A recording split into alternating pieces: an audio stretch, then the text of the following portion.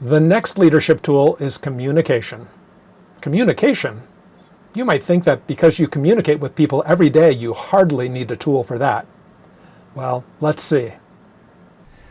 While we may think that communication is common sense does not always equal common practice. So let me take just a couple of minutes to share some key points about communication.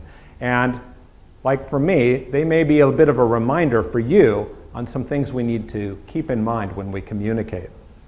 So at its most basic, communication is sending messages or information back and forth between two people.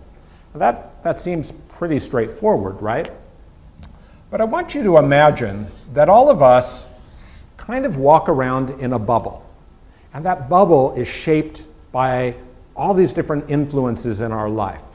So it might be things like our culture, our language, our values, our experience, our upbringing, etc. Lots and lots of things.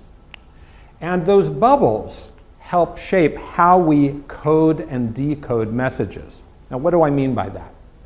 When an idea pops into my head and I need to put it into words, or I need to figure out how am I going to express it, I go through a process of coding. I'm basically translating the information in my mind into the actual message or information. So I do that based on my culture, my language, my values, my upbringing, this whole bubble. And when that message reaches the other person, they do a process of decoding, of interpreting the message they heard and figuring out, what does this mean? So that process goes back and forth. I code, they decode, then they code the response, and I decode it, and it just continues. Now, you may be saying this whole bubble about the culture, language, and values, that seems really familiar. Where have I seen that before? I've seen it before in the responsibility model. This whole bit about perception and being an author requires us to think about our experience, our upbringing, our values, culture, language, etc. So the responsibility tool is very much related to the communication tool. Now, when we're coding and decoding, this actually is happening on 3 different levels. So the first level is the verbal, literally the words I choose, whether spoken or even written. And that's an important way of conveying information, but actually it's a pretty small percentage of the way a message is communicated.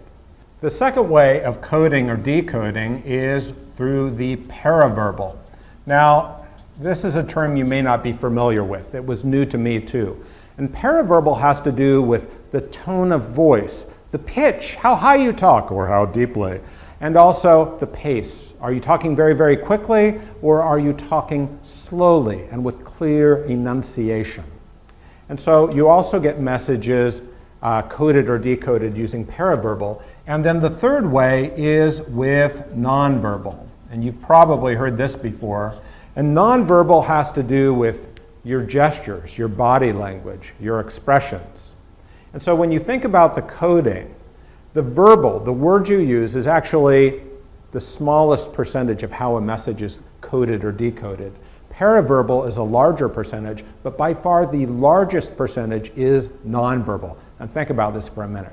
If someone looks at you and says, "Oh, that's a lovely dress you're wearing," you're probably not going to believe them, right? Even though they said it's a lovely dress you're wearing. So the nonverbal and the paraverbal convey a lot more information than the verbal. Now, there's 4 principles to keep in mind when it comes to communication. First principle is there is no such thing as not communicating. So no such thing as not communicating. What do you think that means?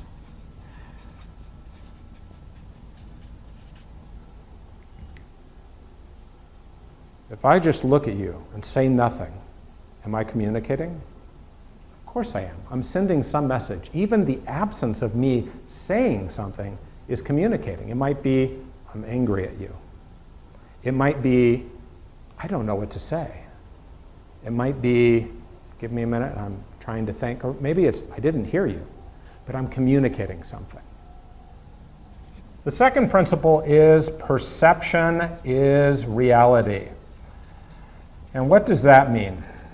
That means that it doesn't matter what you intended to communicate. It's how the other person perceived it that really matters. And so you have to be very careful as an effective communicator to not think about what is it you're trying to communicate, but how is the other person going to perceive or interpret or decode your communication. The third principle is that there are two elements to communication. The first one is content, and the second is relationship.